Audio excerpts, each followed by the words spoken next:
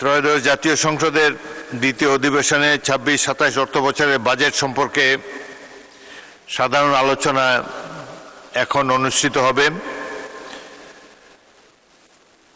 আমি চিফ হুইপকে অনুরোধ করব যে এখানে তালিকায় আছে অথচ ডাকলে পাওয়া যায় না, আপনারা একটু যিনি বক্তব্য দিবেন তিনি দাঁড়িয়ে বলেন যে আমাকে তো জানানো হয় নাই, সুতরাং তিনি যাতে প্রস্তুত থাকেন সেই জন্য তাকে একটু আর্লি ওয়ার্নিং দিবেন। আর যারা বক্তা তাদের উদ্দেশ্যে আমি বিনীতভাবে নিবেদন করতে চাই যে সময় আপনাদেরকে দেওয়া হবে ওই সময় আপনারা অনুগ্রহ করে শেষ করবেন, ঘড়িটার দিকে তাকিয়ে একটু বক্তব্য রাখবেন।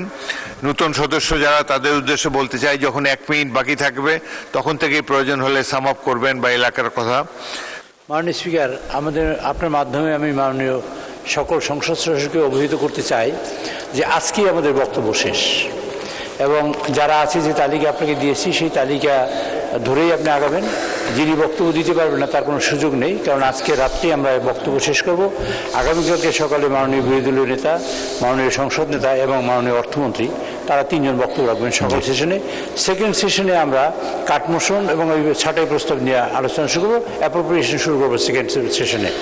তো আমি সকলের উদ্দেশ্যেই বলছি, সকলে জানার জন্য।